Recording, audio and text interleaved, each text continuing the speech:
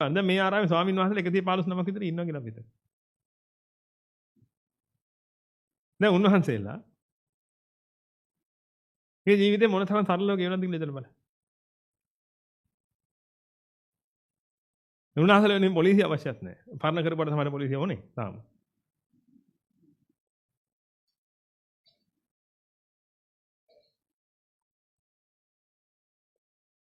නමුත් පැවිද්ද ලැබුව දවසේ ඉඳලා පින්වතුනි එහෙම කිසි අවශ්‍යතාවයක් නැහැ.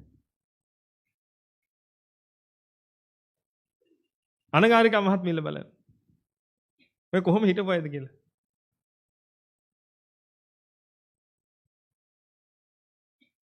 හිත ඍජු කරනවා.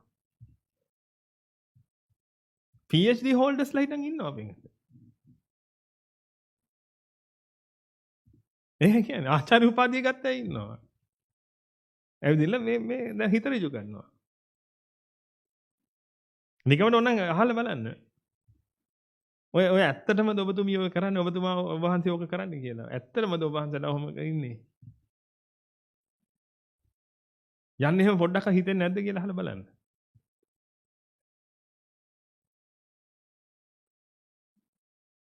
ඒකයි පින්වතුනි පළමු කාරණාව විදිහට ඔබ දකින්න. ඒක කොහොම හරි දාගන්න පින්වතුනි ඔබගේ ප්‍රයොරිටි ලිස්ට් එකේ එකට. හිත ඍජු කරනවා කියන එක. මේක ඔබගේ යහපතට කියන්නේ. හිත ඍජු කරනවා කියන තැනට යන්න ඉස්සෙල්ලා. ඕක වැනෙන්න දෙන්න එපා පින්වතුනි. ඕක වැනෙන්නේ කොච්චර බයද කියනවනම් පින්වතුනි ඇත්තටම කියනවනම් මම නම් කැමති නෑ දරුවෙක් අම්මත් එක්ක ඉන්නවට. දරුවා ගැන හිතලා. මෙහෙවන්න කියලා නෙමෙයි කියන්නේ. අම්මා තාත්තත් එක්ක ඉන්නවට. මොකද දරුවගේ හිත වැනෙනවා නම් පිටින් කොවිල හරි අම්මා තාත්තා මැරෙනවා ළමයා අතින්. ඔබ හිතනවාද මෙච්චර කල් ළමයින් අම්මලා තාත්තලා මරපු ළමයි මේ ලෝකෙට ඉපදුනේම මරන්න කියලා. ඒ ළමයා කොච්චර ආදරේද අම්මට තාත්තට. එක මොහොතයි නියන්නේ පිටුතුනේ හිත පීඩාවටපත් වෙන්නේ.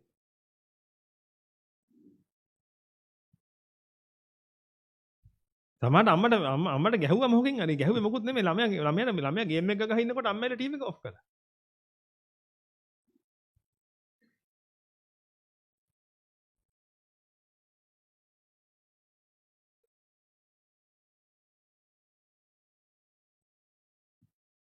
මේ ළමයාට කේන්ති ගියා. ළමයා මොකක් හරි හයියෙන් කිව්වා. මොකද කේන්ති ගියා කියන්නේ දරන්න බැරි වුණා. ඉතුරුවා. ඉක්ම ගියා. අච්ච වුණා. ළමයා මොකක් හරි කිව්වා. කිව්වට පස්සේ අම්මා ඊට උඩින් මොකක් හරි තව එකක් කිව්වා. දැන් තව ඉවසන්න බැරි වුණා. තව ටිකක් ගියා.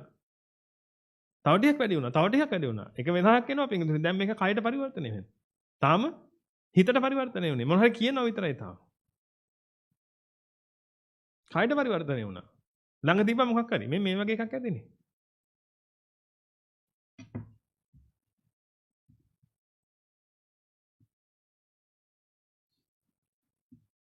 යවුවා.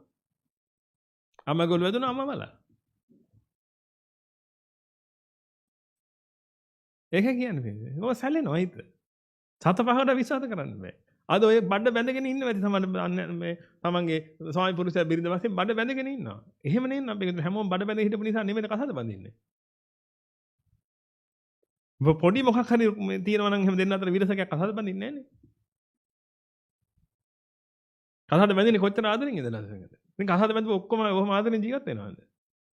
ඔබට තේරෙනවනේ කලකදී රස කලකදී විස. ඉතින් කලකදී රස කලකදී විස වෙන්නේ ඇයි? ඔබ හිතන සාරිපුත්‍රයන් වහන්සේගේ හිතත් එහෙමයි කියලා. කලකදී රස කලකදී විස කියලා. මොග්ගලයන් වහන්සේගේ හිත? මහා කාශ්‍යපයන් වහන්සේගේ හිත? ඔබ හිතනවද එහෙමයි කියලා? යසෝදරා මහ රහතන්ගේ හිත? කේමා මහ රහතන්ගේ හිත? උත්පලවණ්ණා මහ රහතන්ගේ හිත? මොකද ඔබට හිතෙන්නේ? මොකද මේ පිරිස මහා පුරුෂ පෙන්. ඒ පිරිස පින්වතුනි හිත ඍජු කළා. රජසභාව ඇතැරලා දාලා එල්ල හිත ඍජු කළා. ඔබ කල්පනා කරන්නේ ඔබට මොකද්ද අතරින්න බැරි? ඔබ කල්පනා කරන්නේ ඔබට මොකද්ද මේ කැප කරන්න බැරි කියලා?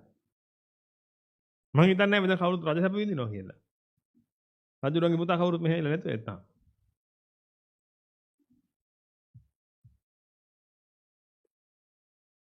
ඔබ දකින්න එපා පින්වතුනි මේ පිරිස නේ මේ භාග්‍යවතුන් වහන්සේට තියෙන ආදරය නිසා පැවිදි වුණායි.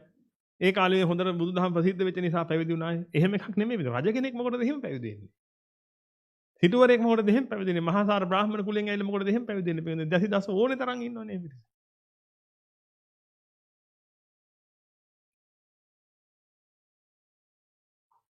එන එහෙම පැවිදි වෙන්න හේතුවක් තිබුණානේ මේක. ඒ හේතුව තමයි මේ හිත ඍජු කරගන්නේ. මොකද හිත හැමතිස්සෙම සැලෙන නිසා පිංගුතුනේ සැලෙන වාරයක් ගන්න හිත පීඩාවටපත් වෙනවා. ඔකට තව වචනයක් කියව අටලෝ දහමේ කම්පා වෙනවා.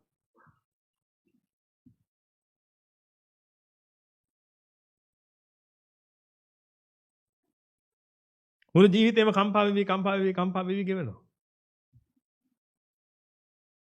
ඒක නිසා හැම කෙනාම උත්සාහ කරන්න පිංගුතුනේ මෙතනින් මේක කොට දාගන්න. ඒක නිසා පුළුවන් තරම් හැමෝම කටයුතු කරන්න. දැන් මේව අහලා පිංගුතුනේ දැන් ඔබට මේව වැටහෙනවා. මම දන්නවා. නමුත් මේ තව තවත් කියන්නේ පිංගුතුනේ ඕක තව පල්ලෙහාට වැටෙන්නේ නැති වෙන්නේ. මොකද හේතුව මේක ගලව ගත්තේ නැත්නම් ගලවගෙන ඉවරුනේ නැත්නම් පිංගුතුනේ මක් වෙනවද? ඕක ආපහු ටික පල්ලෙහාට වැටෙනවා. මොකද හේතුව ඔබ ඉන්නේ කොහෙද? ඔබ ඉන්නේ පිංගුතුනේ ඔය කියන කාම ලෝක ඇතුලේ. මේවා මෙච්චර කියන්න ඕනේ නැහැ ස්වාමීන් වහන්සේලාට. මේවා මෙච්චර කියන්න ඕනේ අනගාരിക පින්වත් පිරිසට. මොකද එයා ඉන්නේ පිටුතුනේ මේ ලෝකේ. භාග්‍යවතුන් වහන්සේගේ බිමේ ඉන්නේ. ධර්මයේ පිළිසරණ කරගෙන ධර්මය හා සම්බන්ධ කරුණු විතරයි මේ පිරිස කරන්නේ. පිනක් කළත් කරන්න තියෙන එක ධර්මයේ ප්‍රචාරය කරන එක. එහෙම නැත්නම් සිව්පස්සේ මොකක් හරි සම්පාදනය කරගන්න එක. මහා සංඝයා වෙනුවෙන් සිව්පස්සේ සකස් කරන එක.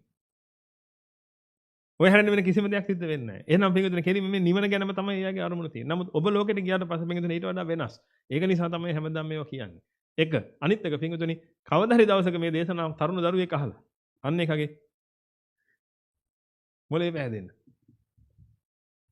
එදා කරපු දේශන අහලා තාමත් එනවා පිළිස. අවුරුදු 5කට කලින් කරපු දේශන 10කට කලින් කරපු දේශනත් අහලා එනවා පිළිස. මොකද යමෙක් පින්වතුනි මේ ගමන යන තීරණය කළා කියන එතනින් තමයි අපිට පොඩි හරි විශ්වාසයක් එන්නේ.